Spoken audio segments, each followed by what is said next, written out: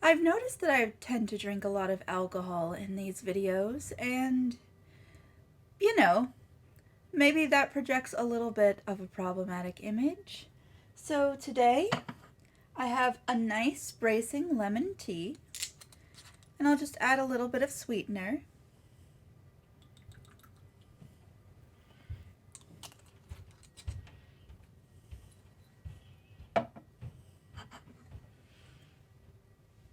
Here's to you.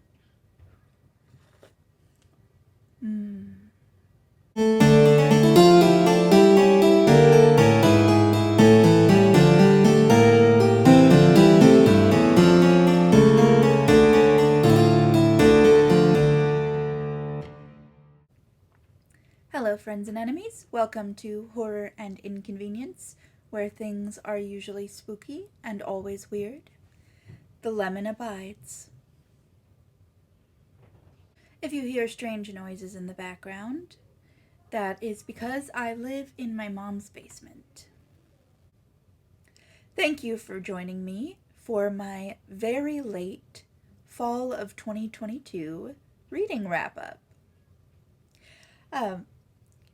Since I first tried monthly wrap-ups and realized that they were not for me, too regular, I decided to chunk the year up into 4 different seasons of 3 months each, which makes fall, September, October, and November.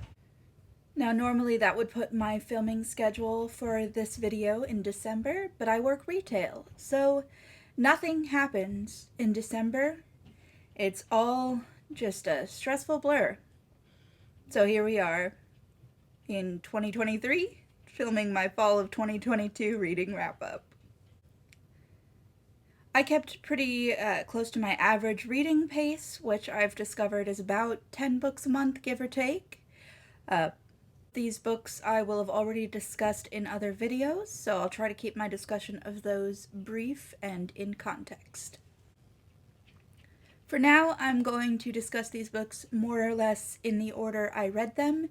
I'm thinking of different ways I might jazz up future reading wrap-ups with formats and stuff, but I'm not very good at things like ranking books, so finding a way to really make this my own format is a bit of a struggle for me. So that's ongoing, but if you have suggestions or things you'd like to see, you know where to put them.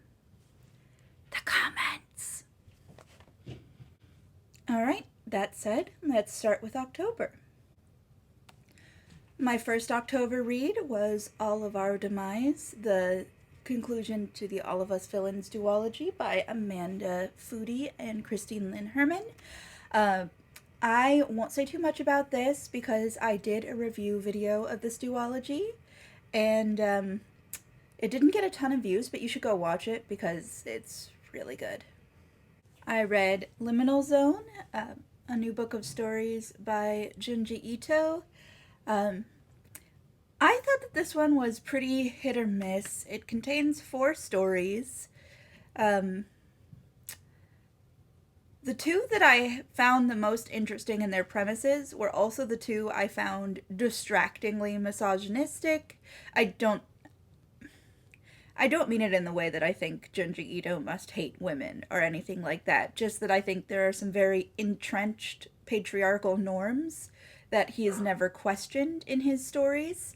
I have no doubt that he is an empathetic person who believes women are his equals. I just think he hasn't thought enough about it.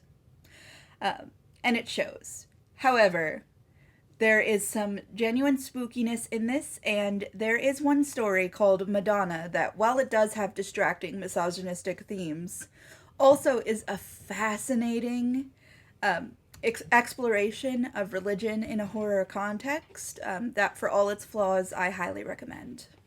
Plus, this is a beautiful book to look at. Continuing my tradition of taking in most of my nonfiction as audiobook, I listened to Hurt So Good, The Science and Culture of Pain on Purpose by Leigh Cowart. You know, this looks very much like a book that's just kind of an examination of BDSM culture, and while there's some of that in there, What's really interesting about this book is that she puts on a level playing field all kinds of different human pursuits that cause the body pain, from ballet and ultra marathons to hot pepper eating contests and the polar bear plunge, as well as more obvious subjects like you know, fighting sports and BDSM. I really enjoyed this book. It's a really interesting blend of sort of pop science reporting style and memoir, and even a little bit of a travelogue as she goes to different places to pursue these kind of meccas of pain, you know, your tattoo conventions, your ultra marathons, that kind of thing. It's really interesting.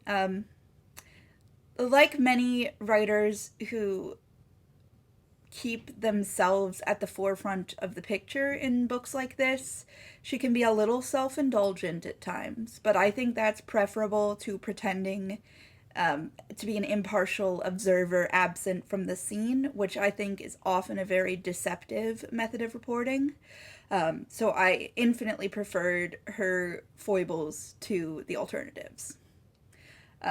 This is an especially good book, I think, for people who are fond of horror and disturbing fiction to pick up. Because even though it doesn't talk a lot about mental pain and how we might enjoy experiencing that under controlled circumstances, but she does talk about how pain interacts with controlled circumstances to make us feel empowered. And I think that that is something that as readers, a lot of us can relate to.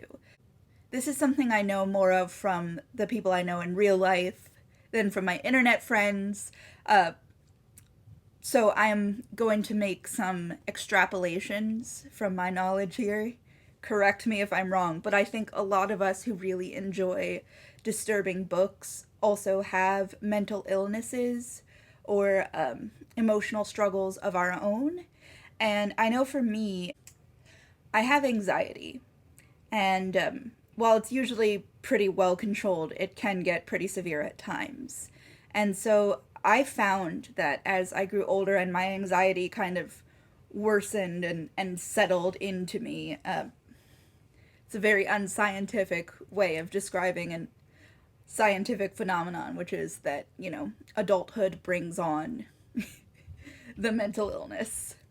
But I found that as my anxiety worsened, I found horror comforting where before I had found it triggering of my anxiety. A switch flipped for me. And I now seek out not just horror, but also disturbing nonfiction, even sad or like existentially frightening fiction as a way of coping with these feelings by keeping them in a controlled environment and putting them on the table where I can analyze them. So I think that there's a lot for us in this book, plus it's just a wildly entertaining read. The problem with summarizing everything you read is that you kind of have to bare your soul. Good lord. Speaking of souls, my next read was Hell Followed With Us by Andrew Joseph White. I'd really been looking forward to this one. It is a young adult horror novel. It takes place shortly after an apocalypse that was bioengineered by a Christian doomsday cult. The main character, Benji, is a trans boy who seeks to escape this cult. He is the son of the cult's leader, who has infected him with a kind of super virus that will turn him into a seraph, a sort of like gigantic, terrifying, bioengineered monster that can control these other monsters that the cult is attempting to use to sort of finish cleaning up the apocalypse, as it were. But his mother, aside from that evil thing also won't accept his gender identity, is constantly misgendering him. He has a fiance in the cult who is a true believer, but also loves him and more or less attempts to accept him for who he is, but still at the same time, the fiance can't accept his own queer identity very well, so it's a bit of a mess, but he leaves that behind and at great personal cost escapes the cult and ends up holed up in an LGBTQ community center that is occupied by a queer found family of monster hunters. I obviously liked this book a lot. Not sure there's much else to say. The premise itself is just... It felt tailor-made for me, although I've talked to a lot of other people who've read this book and they said it also felt tailor-made for them. There is a certain subsection of the queer community that desperately wanted this book, and it's good. It delivers. Next, I read Garlic and the Witch by Bree Paulsen. This is about a little girl named Garlic. She's made of garlic, but as she grows up, she's slowly turning into a real girl, and she's nervous about what that could mean for her, but at the same time excited. Also, her best friend is a vampire. Apparently, this is the companion novel to a comic called Garlic and the Vampire, which is out of print, but which I have ordered and will be reading soon. Very excited. Oh, also the vampire is gay, and Garlic's love interest is non-binary, so... They're a carrot. Their love interest is a carrot. It's really good. I've already talked about this in my National Book Award video, but The Haunting of Hajji, Hotak, and Other Stories by Jamil John Kochai. Kochai? I don't remember. I did look it up. I promise.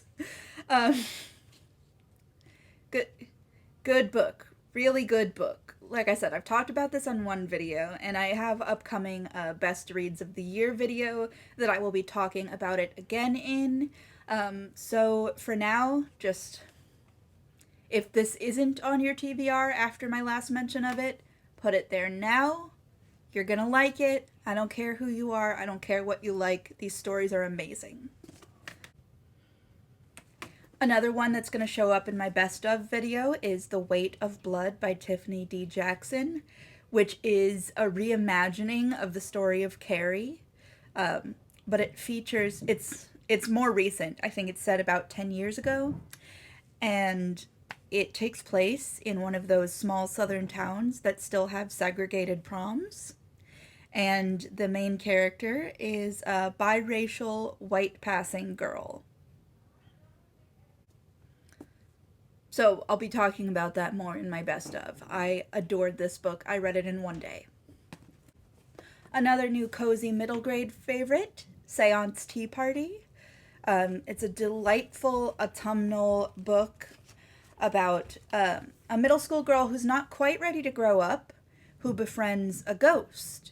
But then, of course, eventually she still has to grow up, and the ghost doesn't.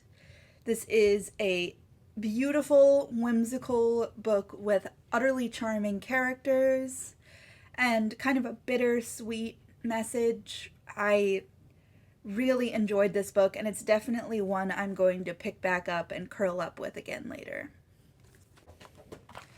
Mummy Eaters by Shenoda is another one I talked about in my National Book Award long list video. I just want to mention it again here, well, because I'm mentioning all the titles, but also because this book didn't make it to the National Book Award shortlist, and its cover doesn't do it any favors, but it really is well worth the read. And so I just wanted to reiterate that. Don't skip this one because of its lackluster marketing and reception. Another audiobook, Looking for the Good War by Elizabeth D. Samet. Dr. Samet is an English professor at West Point, which must be a challenging position to hold in society. And here she explores the post-war period, post-World War II, and the way that American culture slowly turned your usual post-war exhaustion, cynicism, and collective trauma into the whitewashed idealization with which we now look back at that period. There's a cherished myth amongst a lot of Americans that World War II was when we were the good guys on the international stage, and that we should look back to that period as a period of what are generally propagandized as American values shining through. And I mean, it's not true, but I didn't have a full understanding of all of the fascinating ways in which it was not true until I read this book. She analyzes post-war literature and film. She analyzes film noir in a fascinating chapter that I think is really well worth the read, and sort of talks about how more recent, I mean like 90s onward, especially, American media has changed the narrative. I work in a bookstore in the Midwest. I spend a lot of time selling World War II military history books to elderly white men and romantic World War II era domestic fiction to white women. So I think, in a way, that this book was really vital for me to read. Plus, if you enjoy pop culture history, it's an interesting read for that reason as well. My final September read was Self-Made Boys by Anne-Marie McLemore. This was also for the National Book Award Project. It is a queer, multiracial rewrite of The Great Gatsby. I found it quite enjoyable, although I think that others from this remixed classic series had a stronger effect on me. I'm certainly going to read more of this author's books in the future. They've written a lot, and this is my first of theirs. My first read of October was The Golden Enclaves, the conclusion to Naomi Novik's Scholomance trilogy. I was delighted with the way this trilogy concluded. Those who saw my winter reading wrap-up for last year will know that I was both delighted and heartbroken by the intensity of the cliffhanger that the second book ends with, but that I wasn't really sure where the story was going from here. Well, the story was going in a much more anti-capitalist, anarchistic direction than I expected, and this book draws from some anti-colonial theory and some historical Jewish leftist activism in ways that are subtle but really inform the story, and they create the kind of fantasy story that readers of regular fantasy are often starved of. One where, the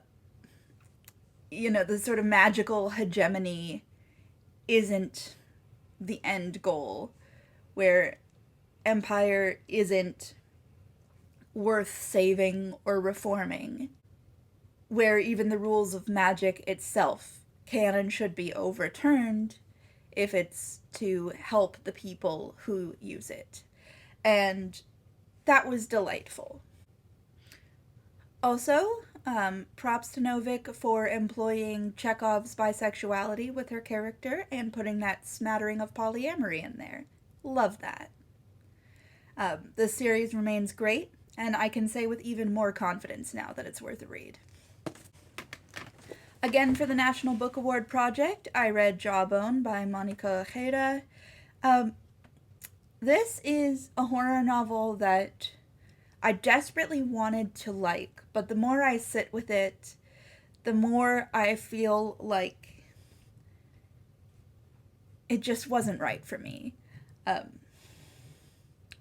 it just didn't do what I needed it to do. The writing style was interesting and experimental, and a lot of the imagery is very spooky and stuck with me, but all in all, this kind of missed the mark on what disturbing books do for me. I think I'll probably be talking about this more in a future video as well, so I'll leave it at that.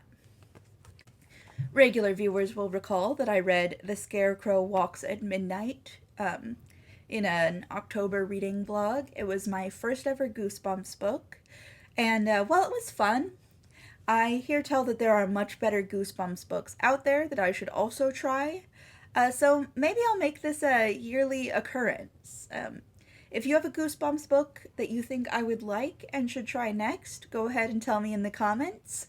Try to leave some rationalization for why you think I should read that one. In fact, you know what? Get into an argument. Next, I read The Manningtree Witches by A.K. Blakemore. You'll notice that it has post-it flags in it. I don't normally do that with my books, but in this case, I was supposed to run a book club on this at work, only nobody showed up. So here I am with just all these thoughts on this novel, and I didn't end up sharing them with anybody. I've got some other historical witchcraft trial fiction queued up, so I may do a group review of this and a couple of other novels at some point in the future. I really enjoyed this. It's about a series of witchcraft trials presided over by Matthew Hopkins, as portrayed by Vincent Price in the great cinematic masterpiece Witchfinder General. Well, this Matthew Hopkins has very little to do with Vincent Price's version and a lot more to do with the actual Matthew Hopkins. But it was a great read. Definitely worth picking up if you like disturbing historical fiction. I read volumes 1 and 2 of a Yuri series called I Can't Believe I Slept With You.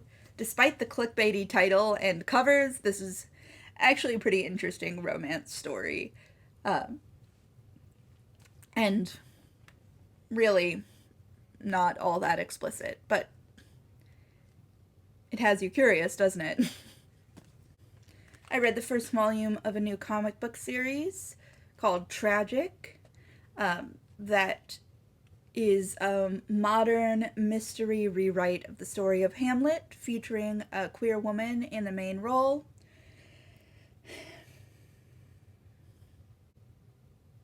I'm a person with a lot of feelings and even more thoughts, and then even more feelings on top of those thoughts about Hamlet. So no adaptation of Hamlet is ever going to satisfy me. Full stop. But I did enjoy the read. Alright, this is one I finished in October but had been picking through all year. It's the Best American Experimental Writing from 2020.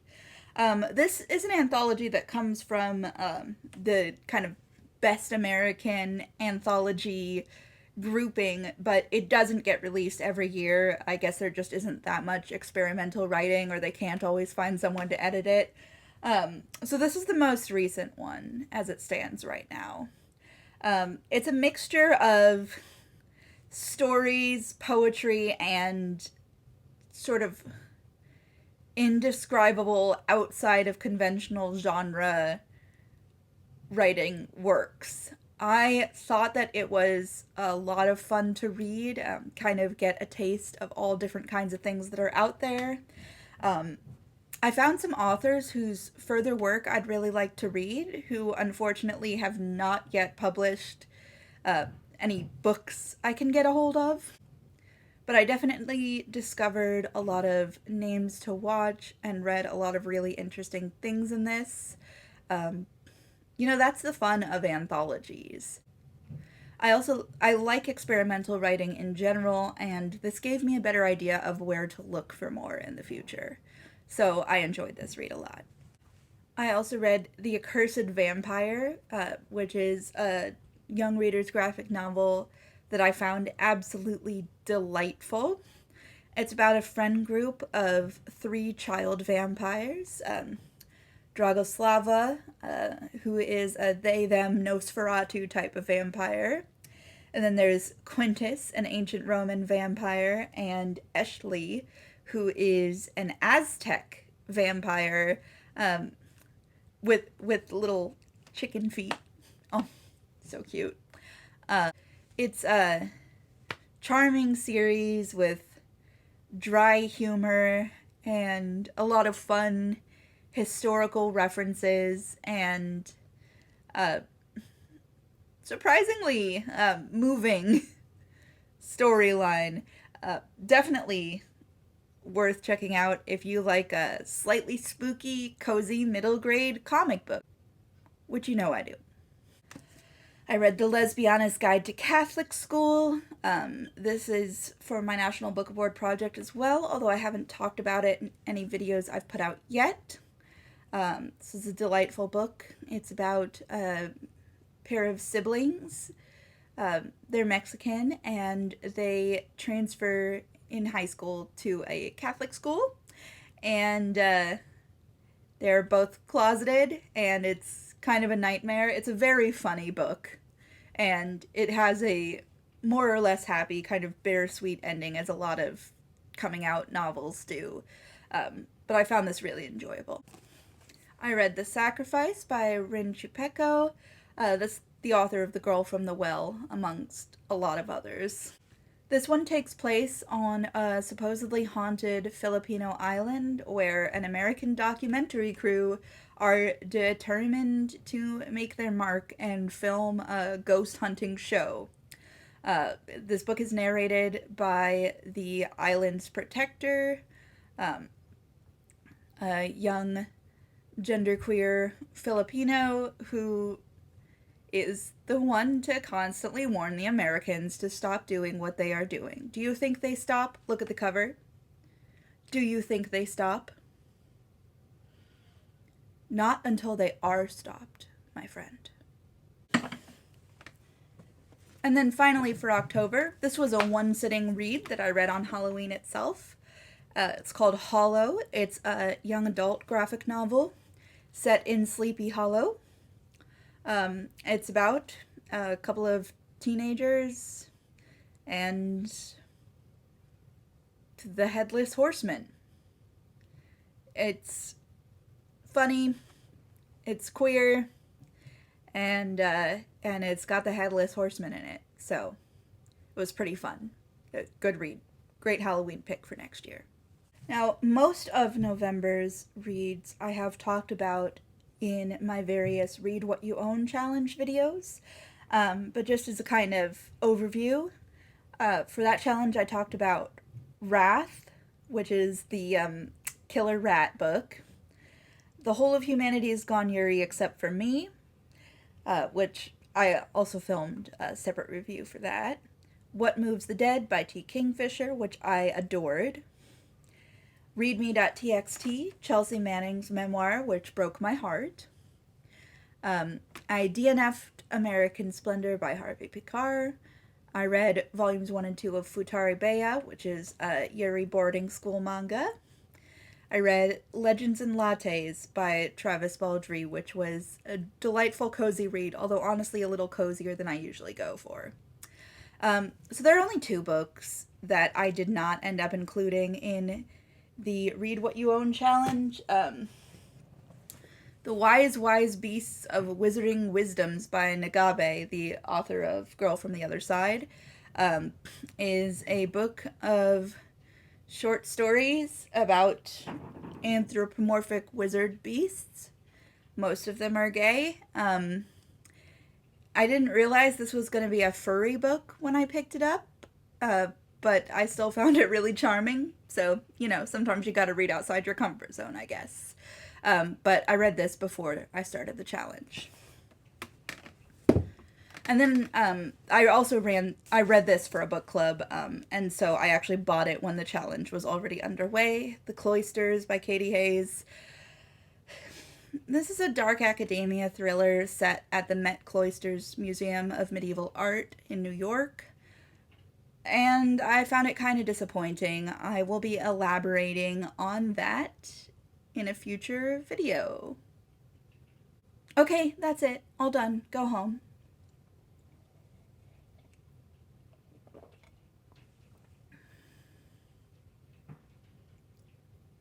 What's that you say? We are all at home under the eye of the lemon? What? Oh, I didn't say anything about a lemon. Look, that's all the books I read in the fall. Go,